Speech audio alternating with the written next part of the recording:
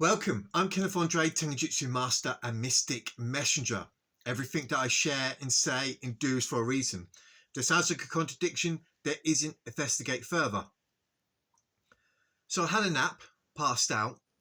I get up and Father is upon my mind. It brings something to my attention. I'm like, oh no, here we go. Oh, okay, I guess I'm going to be doing some more work today. Now, I want to share this with you. I've noticed recently a subtle vibration over the body. I'm like, this is interesting. Like I'm feeling the vibration of my own atoms, like rings as well, moving up and down. I found that really interesting. I thought I'd share that because I'm documenting everything. Okay. So spending years studying day and night, like I said, since the year 2011, there's nothing new under the sun. What has been will be again. And you become aware of these patterns, these cycles. And if you've been studying as much as I have in many different areas and subjects, going into symbology, going into ancient texts, there's a language will start to appear, and these keywords and this imagery keeps surfacing, right? Now, you go so far into research and you need to go back to understand the end, all right? Or get greater revelation of the end. The end always reflects the beginning, and the beginning reflects the end, like mirrors. Okay, pause there. Okay, sorry, just getting a drink. Now, if you've been following me, I mentioned Father makes known the end from the beginning. What was the beginning? The Garden of Eden, all right? In the beginning, we were also cut down, off with heads. As I've mentioned, we become a stump. The same allegory we get in Alice in Wonderland with the Queen, off with the heads. And so we have complete amnesia, and we've been traversing through the underworld until the garden is restored through the root of Jesse in the stump, as I mentioned, and the Garden of Eden is restored. Now, let's think of the material I've been delving deeper into in regards to the mystery, okay, that I've been sharing lately. All right, talking about the end where we get the veils lifted, the apocalypse, which is the revealing. And I've been talking a lot about these strange realms in the underworld, and there's worlds within worlds, as mentioned in the Emerald Tablets of Thoth and the Bible, the worlds, plural, created through the word. So with my recent videos, going deeper into the matrix, let's go back to the beginning, because it should be there, and it is. Many years ago, I was in London in a hotel,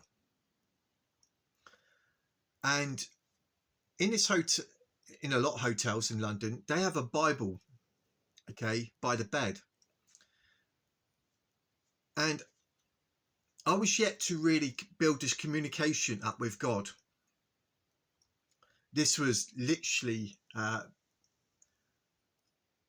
this was literally in the beginning of my awakening.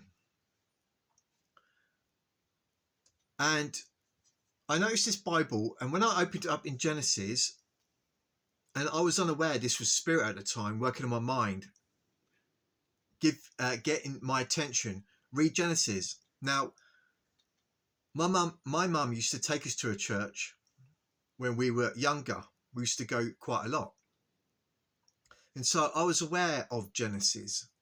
But here I am in this hotel, and this subtle energy I would refer to at the time, something was getting my attention. Read Genesis again. I was like, I'm reading it. And I could sense, intuitively know, there was something there, but I was yet to come into being, be transformed. receive precepts and revelations. And so here is Spirit getting me to keep reading Genesis, telling me there's something there. And I'm reading it. I got to put it down, and there's this voice. Like at first, I still can't distinguish between my thought and Father's thought. I'm thinking, why am I so interested in Genesis? There's something there. I look at it. I'm not getting it. I put it back. Years later, wow. Now I know what you're trying to show me. So let's have a little dive into it. All right, going deeper into the mysteries. Remember, he makes known the end from the beginning. Genesis 1. In the beginning, God created the heavens and earth. Creation is finished. Right? As mentioned in the Bible. The heavens and earth. We are heaven and earth unto ourselves. The old heaven and earth passes, and we go into a new one. The heaven and earth that comes down to us. The new Zion, the new Jerusalem. Hopefully I got enough light. Let me put some light on. So if you paid a bit attention to the Bible, a lot, you will get this imagery as though it's referring to the individual in a cubic reality, which is termed a heaven and earth. Okay, I record heaven against you this day. All right, we are the heavens referred to in the Bible. All right, greater is he that is in me than me that's in the earth, in the world, as this avatar. All right, it's the heaven and earth. And there is different degrees of earths that you would go down or go up, connected with Jacob's ladder. All right. And as you go down the different degrees of the darkness, it goes, should we say, there's this, and everything's layered. All right. We are in darkness. 51%. Sorry, 51% we're in light. Okay. And there's these other wonderful divine realms, many mansions, okay, states of being, forms and realms that you would be in, 51%, and it's lovely. But then you drop beneath the 50, it gets darker. You start dropping into the shadows, and it goes down and down and down. All right. Now, to get past this, should we say, horizon, right, where you go into the shadow-centric copies, you would be aware of these shadow-centric copies, and you would be, should we say, depending the type of being you are, where you're from, you'd be aware of the shadow self, the artificial side of reality through technology. In the higher realms, if you listen to Enoch, technology comes from above, which is used constructively. And so in higher realms, you're aware of the artificial, and we say artificial, yet souls can still traverse through the artificial side of creation, through technology, advanced technology, etc. I hope this starts to make sense. And so many of us, we used to traverse through these realms, exploring, learning exponentially, but in a type of settings that was safe, until we make the big jump where you take the whole package, where your final destination is going to be where most of us are here now. All right. And so as you, should we say, plan your course of action with Spirit, he shows you everything beforehand. You then go into the shadows, dancing on the dark side of the moon. And it all starts with you. The Bible starts with you. This is all talking about the individual, your journey. All right. So in the beginning, God created the heavens and earth. You. Right. So now we are, should we say, born into a shadow-centric copy with complete amnesia, unaware. And we start traversing through the ages, maturing. Okay. Going from being a toddler, a baby, a toddler, teenager, etc. And as we become adults, because we're asleep, not sentient, awake enough, we start hurting ourselves. We start creating all these abominations because of the psychological makeup, which was from social engineering. with the restrictions imposed upon us, we start behaving in ways because of the nature of the archetypal framework of Lucifer, Cain, in the land of Nod. We play as the wolf, hunter, and lame bull, all right? And we start to drop quicker and quicker. All right? Okay, let me pause there. Now, for a time, we are mixed with everyone else, those who are from above. But let's not forget, there's also going to be God's Spirit manifested in the host body system itself. This is what many are not aware of. Hence why he sends his elect, his children. He loves his creation. Pay attention to scripture. All right. He's there for as many and as his numbers that are harvest to be brought up into the higher realms. God's forever expanding. All right. And so now we get this language. Now the earth was formless and empty. Darkness was over the surface of the deep, the lower realms. And the Spirit of God was hovering over the waters. These are the waters, consciousness, the minds of men. All right. Also, hang on, something on my mind. Let's not forget we got the language and imagery of the Garden of Eden, all right, where Adam and Eve are in the garden, which is talking about you. And he says you could take from any of these trees, right? If you listen to the language and go into like the Torah, you notice that in this garden, everyone's already in it. You already have man, all right? And these other worlds, you're not allowed to take from the tree of knowledge, all right? They could take from any other of the trees and have their existence in the garden, but not from the tree of knowledge, because when they do, you're going to die because you become a judge. When you become a judge, you start falling into the depths of hell. Unless it be planted in the earth and die, it cannot come to life. As told us in scripture. All right, I got that across. So, Father, now many of us, we are going along with everyone else, completely unaware that many of us are from elsewhere. We're mixed, the iron and clay, and we're as clay in God's hands. He's the potter at the wheel. And God said, let there be light. And there was light. Now, there's two layers to this.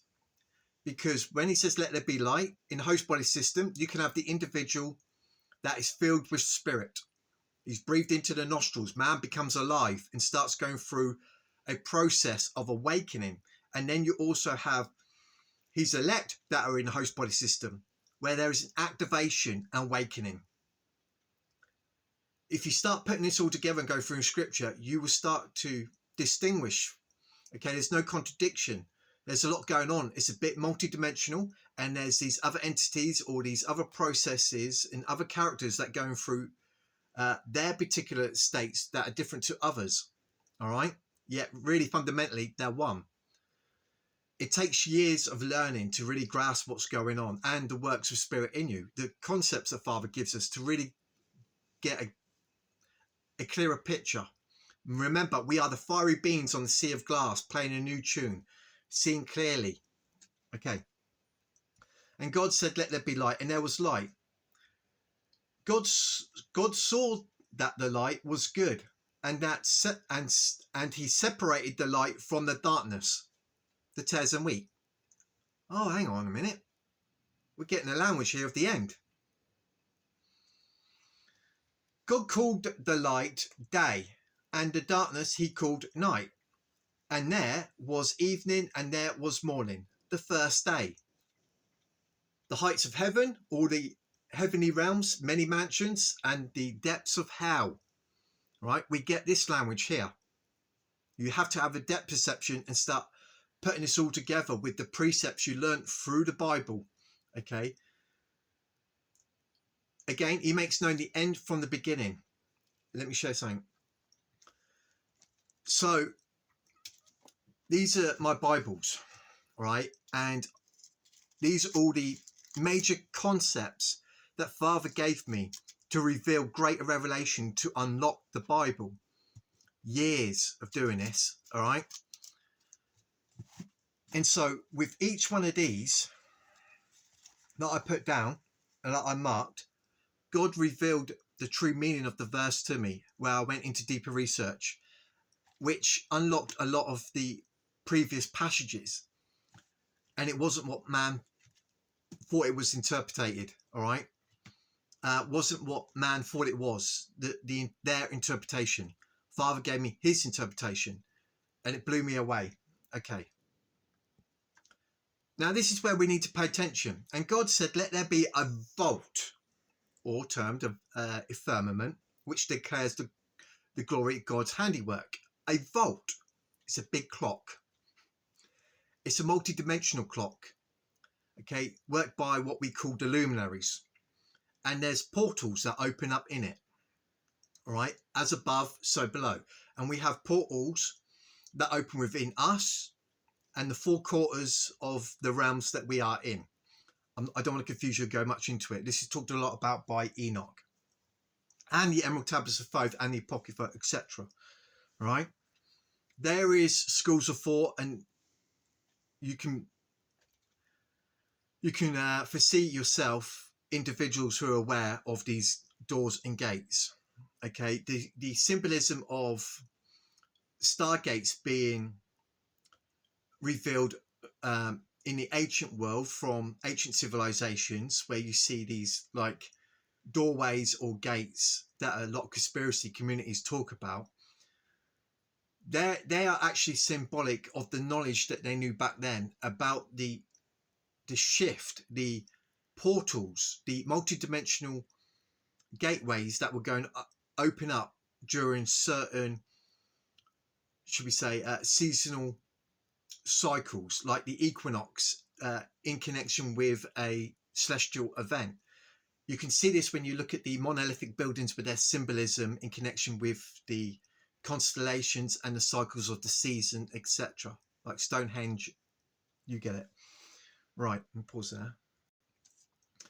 And God said, "Let there be a vault between the waters to separate the waters, the minds, the veils, the turbans," all right, as it's referred to. There is another movie, I should try and find it for you, where they found themselves in a strange world and they looked at the heavens and they were a different zodiac, right? And so exploring the realm that they're in, they found their zodiac, and it was a massive truth drop. I can't remember the name of it now, but anyway. So God made the vault and separated the water under the vault from the water above the vault, the heights of heaven, the depths of hell. And it was so, and God called the vault sky. And there was evening and there was morning. And the second day, sky. We meet Christ in the sky, in here. This is where Father sits, in his temple. We're told we are the temple. The old Egyptian axiom, all is mind, sky, consciousness, imagination. Okay, but first it's the storm. Jesus Christ has got to awaken in you to settle the storm. Your emotional reaction to the realms that you're dropping yourself in. It's getting hairy, horrendous. All right. Christ wakes up in us, starts talking to us. Don't pay attention. Do not be alarmed by what you see. Calms the waters in us. And God said, "Let the waters under the sky be gathered to one place, and let dry land appear, the heights of heaven." And it was so. Remember, we're getting birthed onto land. God called the ground land, and gathered waters he called seas. And God saw that it was good. So here we get the language, the symbolism of the heights of heaven and the depths of hell. In the hell is referred to as the sea, the deep, the artificial side of creation. Okay, now we get this language. Then God said, "Let the land produce vegetation, seed-bearing plants and trees on the land that bear fruit with seed in it." Remember our thoughts, according to their various kinds. And it was so. And the land produced vegetation, plants bearing seed according to their kind, and trees bearing fruit with seeds in it according to their kind. Okay, your seeds up in heavenly realms, your thoughts. And God saw that it was good. And there was evening and there was morning, the third day. And God said, "Let there be lights in the vault of the sky to separate the day from the night. Okay, now we're going to go and have a look at what's going down here. And let them serve as a sign to mark sacred times, years and days and years, and let them be lights in the vault of the sky, the luminaries, to light on the earth. And it was so. God made two great lights, greater light to govern the day and a lesser light to govern the night. The heights of heaven and the depths of hell. A lesser light. All right, a greater light, you're going up. A lesser light, going down. They darken the light in us. All right, there is a man of light. He lights up the whole world. We are of the light. Jesus Christ said, I am the light. I am the way. I am the truth. You start putting all the other precepts. You start getting this imagery of the different realms above to that which is below. Now we get these verses where he starts talking about the water. And God said, let the water teem with living creatures, the deep, and let the birds fly above the earth according to the vault of the sky, which I've shared the mystery about, okay, in my previous video. So God created great creatures of the sea and of the living things with which the water teems and moves above in it, according to their kind, and every winged bird according, remember the birds, traversing the souls, right, according to its kind. And God saw that it was good, blessed them and said, be fruitful and increase. Now we're increaseful. We get this language where he says to Abram, now go increase. All right. I will make your people like the stars, numbered the stars of heaven. You're starting to put this all together now. Okay. Right. I'm going to leave it there because I'm running out of time. This is a very basic insight. All right. Into the mystery. If you've been following me with what I've been saying and sharing in my videos, going deeper into the mysteries, then going back to Genesis, it's going to start jumping out at you. I'm Kenneth Andre, Tenjutsu Master and Mystic Messenger. I love you guys. Have a lovely evening. It's getting dark.